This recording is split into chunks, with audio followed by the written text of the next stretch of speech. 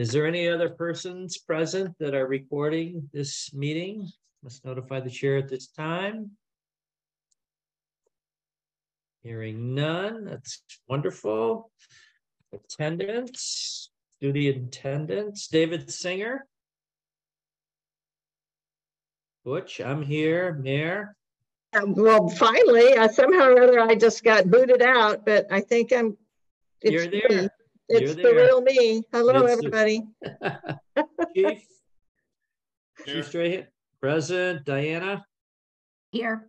Present. Carol Collins. Here. Present. David M. No. Steve Draculich. Here.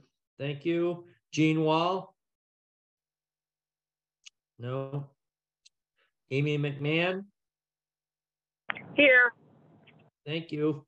Present. Jen. Here. Thank you.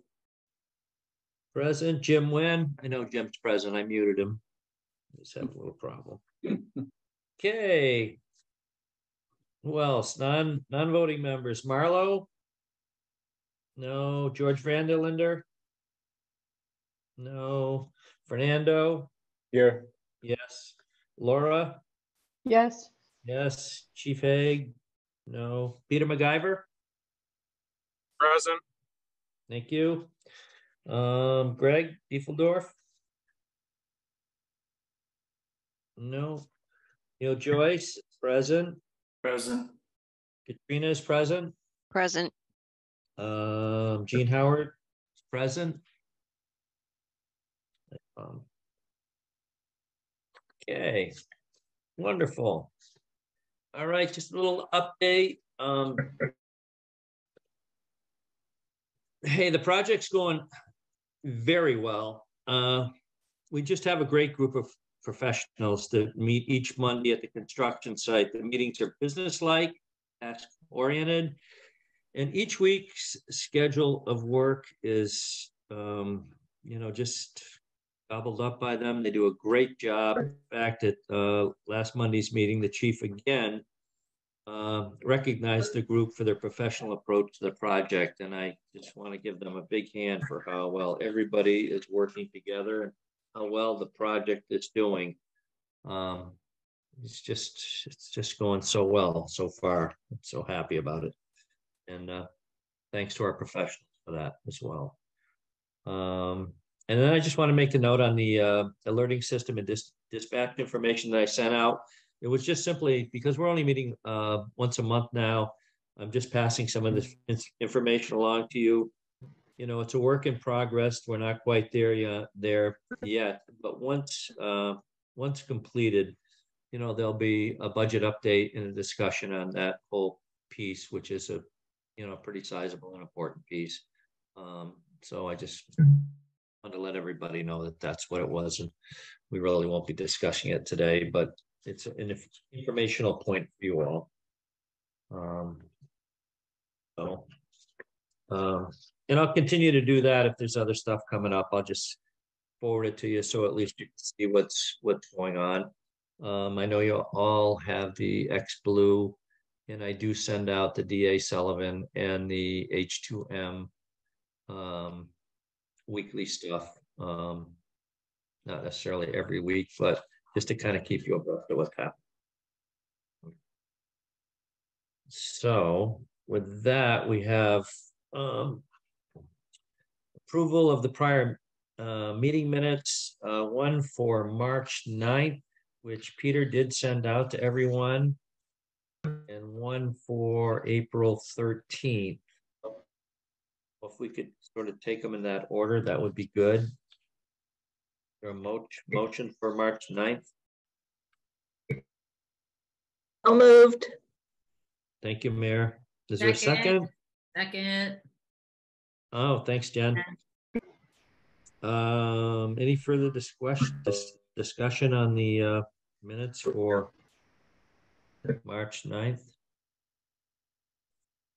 And none. How does everybody vote? I vote yes. The mayor? Yes. Yes. Chief? Yes. Diana? I'm going to abstain just because I wasn't there. Okay. And Carol? Yes. Yes. Steve? Yes. Amy? Yes. And Jen? Yes. And Jim Nguyen? All right. I have you muted because you got some background noise. Can you just raise your hand if it's yes? Okay. Thanks. I think you got a low bandwidth. It's a problem, Jim.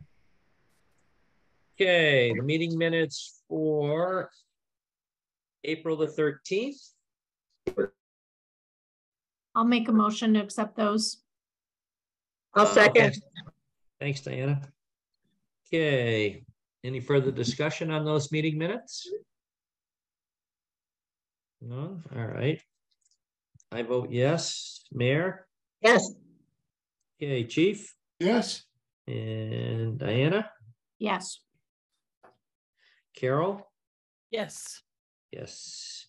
Steve? Abstain. Abstain on that one. Okay, Amy? Yes. Thank you. Jen? Yes. Yes. Jim Nguyen?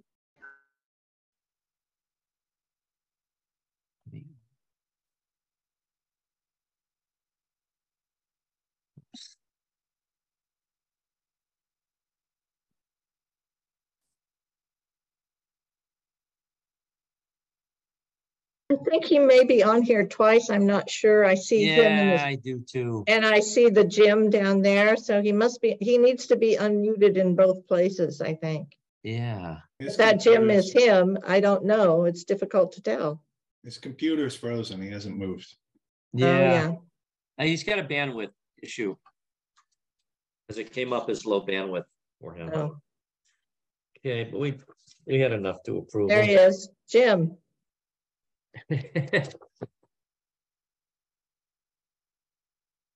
You know, He should, if that is him on the phone as well, or whatever, whoever the other Jim is, and once again, I don't know. I don't either.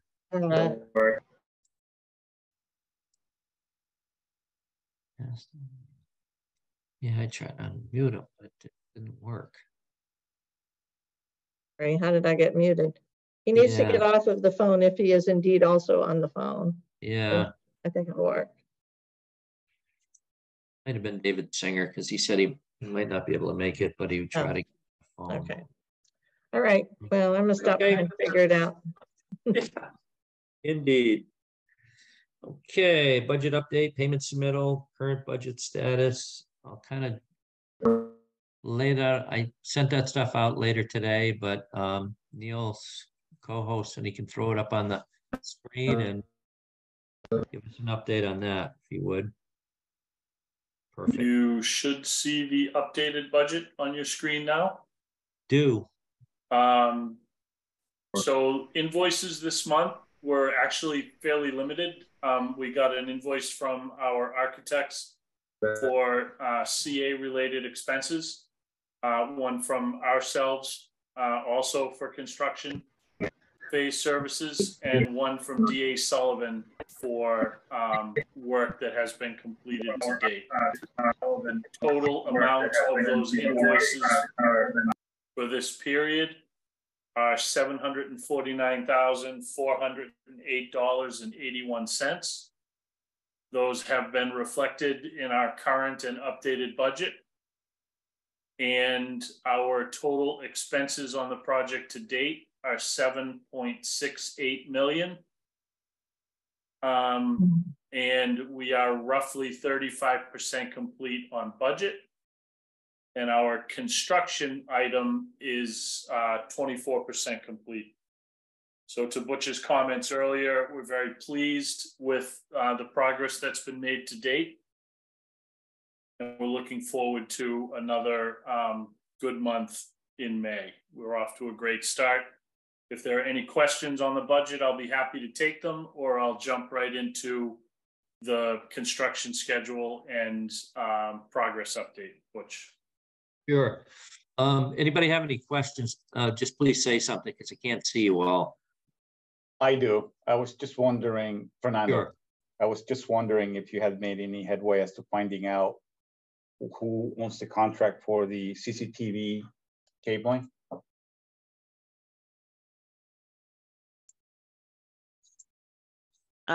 Fernando, this is Katrina. I think that was a question you raised at Monday's meeting. I have not found the answer to that yet. Okay. Okay, any other questions? Okay, Neil, little progress update? Sure, just in terms of progress update, we've had a very good month. The underground utilities have largely been completed within the building. We have a little bit of work left to coordinate under the main electric room before placement of that slab. But the outbuilding has been 100% finished, as has the apparatus bays. So those slabs are planned, I believe, to be poured on Monday of this week. That includes the outbuilding and the mezzanine slab. There'll be continuing work on the radiant heating in the apparatus bay, with that slab planned to pour next. And then lastly, the offices and administrative areas will be finished up towards the end of May. For anyone that hasn't been by the site, the steel and roof deck was completed last month. Since that time, we have installed and framed all of the light gauge metal exterior walls around the perimeter of the building and put the sheathing up. We are progressing with the roof steel, edge blocking insulation, and membrane installation as we're rolling forward this week. So we are hoping that at the end of the month, with slabs in place, as well as exterior walls and a roof over our heads, we will be in a position to begin interior wall construction, as well as mechanical and electrical rough-ins, which is always a great milestone to meet. Site work is progressing. I believe the underground detention areas are next up, and those will be being constructed while work inside the building is wrapping up. Katrina, if I missed anything, please feel free to chime in. Otherwise, I'm again happy to take any questions from the committee. Yep. Thank you, Neil. I'll just add that there is a mock-up panel on site that is a demonstration of how the exterior wall gets put together. We've been monitoring that and giving the contractor feedback on that so that they get it right there. And once it is approved there, then they can continue with that at the main building. So this covers everything in the wall assembly, from flashing, insulation, framing, etc.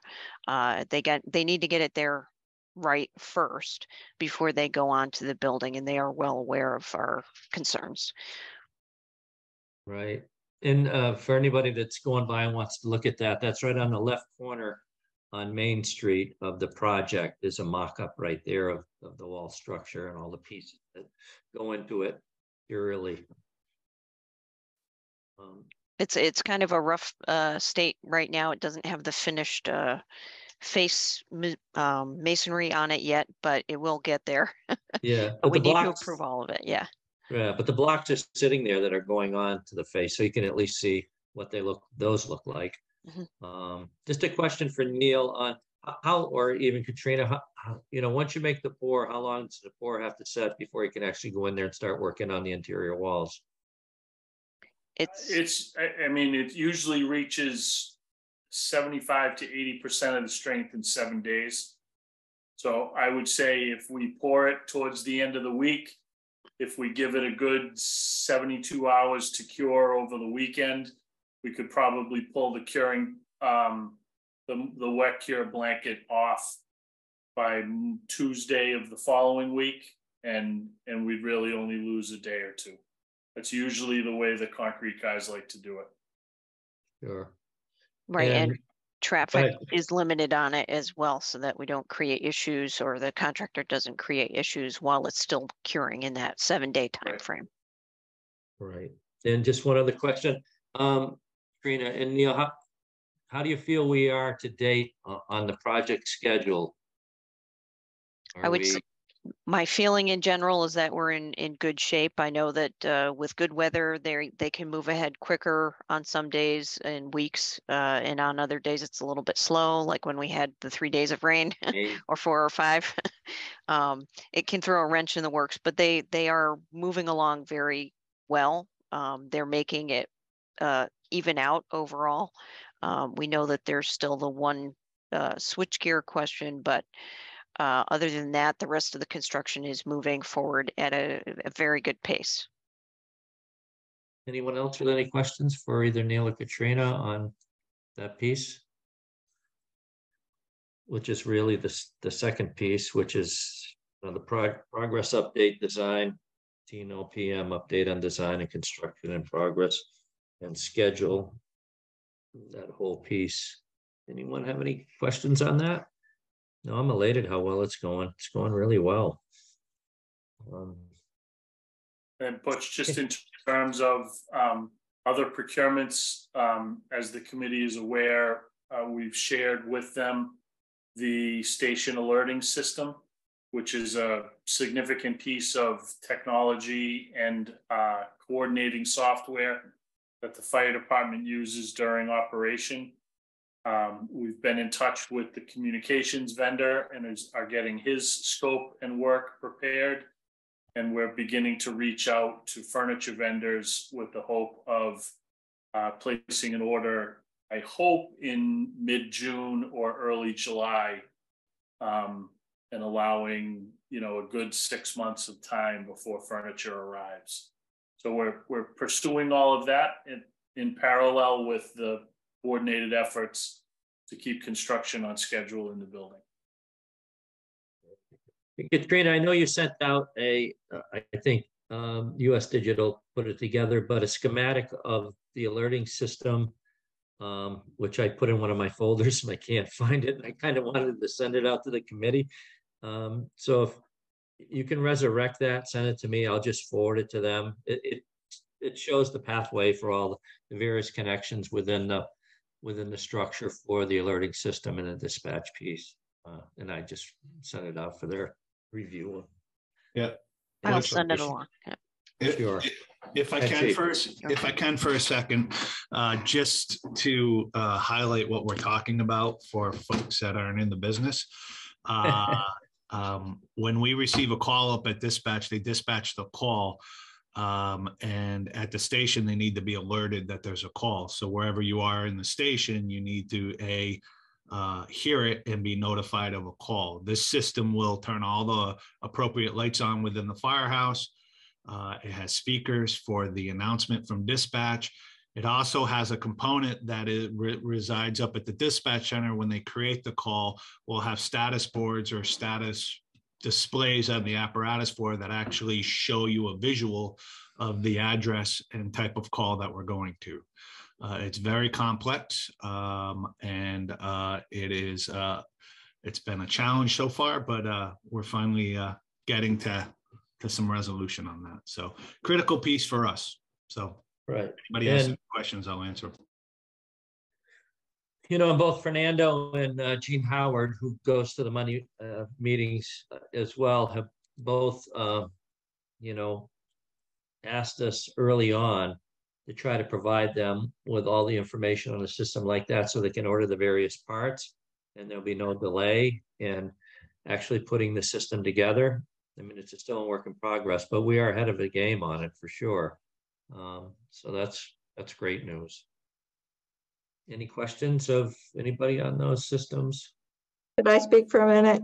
Sure, go ahead, Mayor. I just want to reiterate how really, and I'm sure it's going along fine because I feel like if it weren't, I'd hear about it. But I just want to reiterate how really, really important it is for Fernando to have communication with Fernando on the technology piece and getting all parts ordered and in, because we've experienced some issues elsewhere on that. So that's the last thing we want to have happen, have this wonderful building built and then not be able to move in on time because X, Y, and Z thing was not available. So just keep him in the loop, and which I'm sure you're doing, but I just want to reiterate that I feel that that's very important.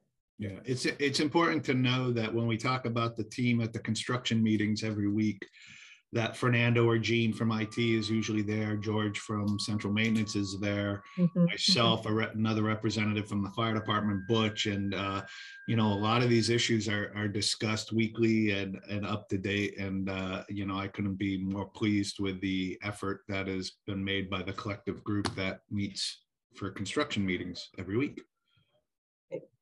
Yeah, and I just want to mention that we are already ahead of the game. We received the port count from Mr. Moko. So I am going to be Chief, you should see a requisition, a PO request next week. Once I get all the pricing and we find out the number of switches we need. So that is actually, that's really good news for us. Thank you. And Fernando, that was, in my understanding, is that was a raw quantity. Yes. So we would encourage you to build in some excess capacity without, you know, completely letting the horses out of the barn, right? Of course, and that's why I keep asking about the, you know, the cabling costs, because, you know, that would, I know exactly how much I have to spend on that budget. So. Excellent, thank you. Thank you, everyone. More questions on that piece by anyone? No. Anything you want to add, Katrina, as far as the scheduling and how we're doing and how we're progressing? I'll just add that I think I'm up next, so this may be terrible timing. the structural engineer should have had her final visit to the site this week. I don't know if it happened yesterday or today, but they were checking certain things, and that would be their last planned visit to the site in terms of making sure that all the structural elements that need to happen before the floors get poured are taken care of. So we're in very good shape there.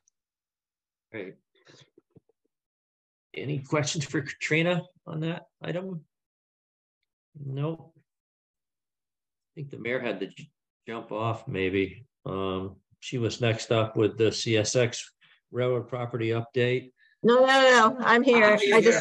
I had a small glitch. technical question for Caitlin, and we weren't able to resolve it. But just so you know, I am on the WEMO committee, but I'm also the mayor of Greenfield, and somehow or other my name thing got changed down there, and I don't have the ability to change it back. So, so you know, here I am. Interesting conversation around the CSX property. I hesitate to say start all over again, because some groundwork has been laid with them. But in finally being able to talk to Mike Schneider, Attorney Schneider, we know, oh, who did that? You're welcome. So maybe it's maybe the host had to do it, I guess. Just everyone should know that if you make someone a co-host, you have the ability to rename them on the screen. Oh, good. Well, that's probably what happened a couple of weeks ago when I was on a seminar with the WEMO committee, whatever. But aside from that, let me get back to this important thing. So I hadn't, and I knew I had Mike, as those of you who were copied know, Mike, look over that lease that you gave us, which is a whatever it is. I have it here. It is a license agreement, which is fine, but it is based on the fact that we wanted them to move the poles or that we wanted to be able to move the poles onto that property. And as I was told some time ago, that is no longer necessary, but we would still like to have access to that property.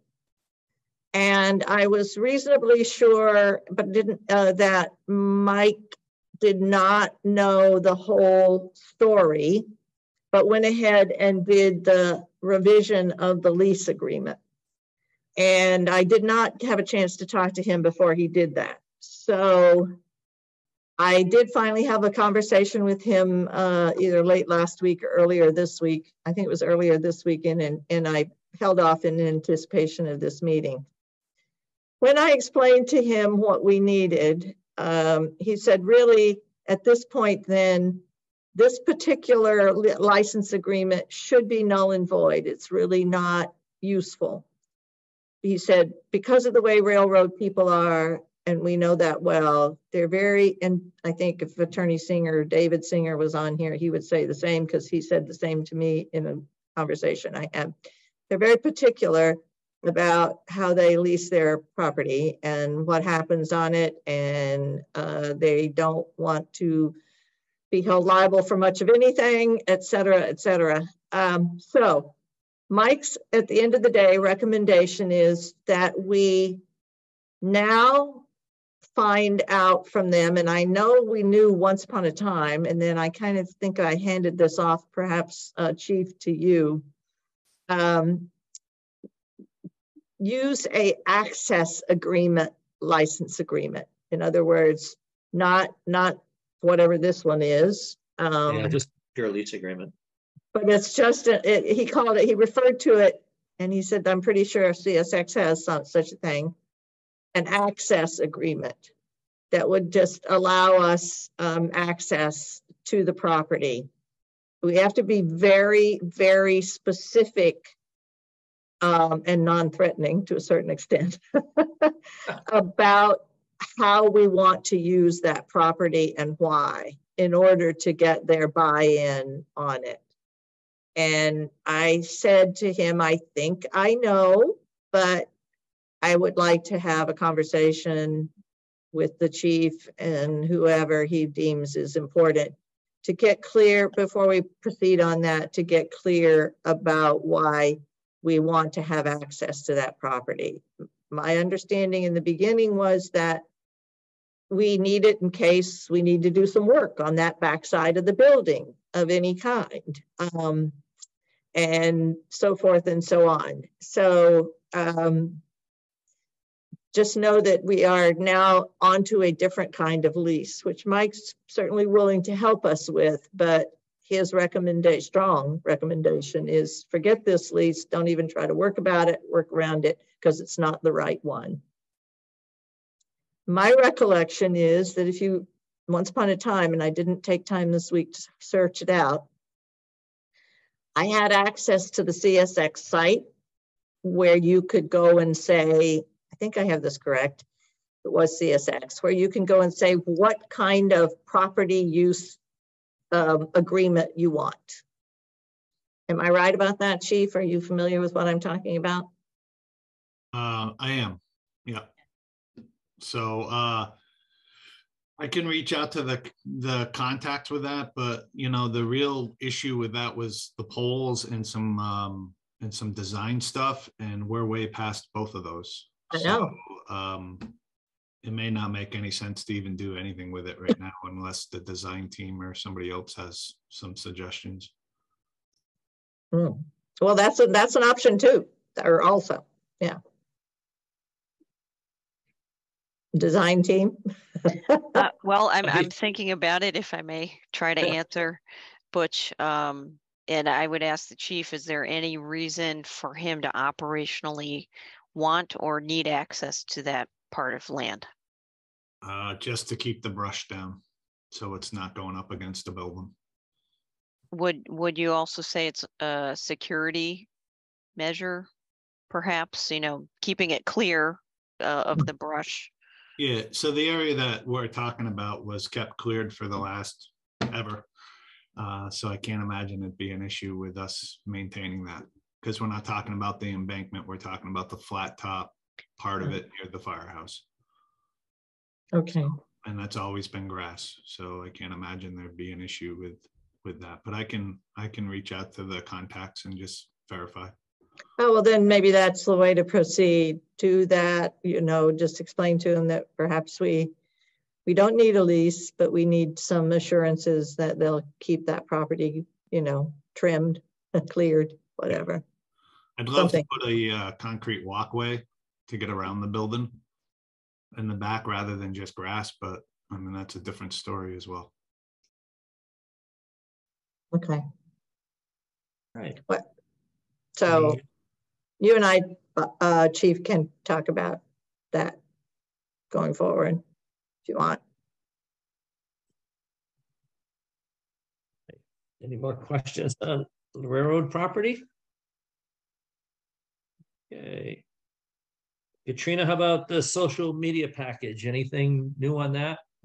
Nothing new on that today. I apologize. Hopefully for next month, we should have something. Okay, good. All right. Any new business? No? Okay. How about the next meeting date? How does? Can I mention one thing? Go right ahead. Two things from, actually two minor things. I'd like to publicly thank McGovern for allowing access to a site on Conway Street that we're using for some laydown materials at no charge. They were gracious enough to provide that for us. And then when I spoke about the team, I neglected to identify Peter MacGyver is there every week with us as well, and thank him for, he is an integral part of the fire department communication with our designers, with the technology and other parts. Those two things. Thank you. Sorry. Thanks. Okay, how does June 8th, second Thursday in June work for everybody? Well, let me look. I don't see any reason why not. Folks pretty good with that? Okay. What did you say that is it? Did you say the 8th? 8th, yeah. I won't be around, but don't let that stop you. It's in my it's already in my calendar. Imagine that. Perfect. Yeah, it is summer. Things will start changing. All right, why don't we plan on the 8th?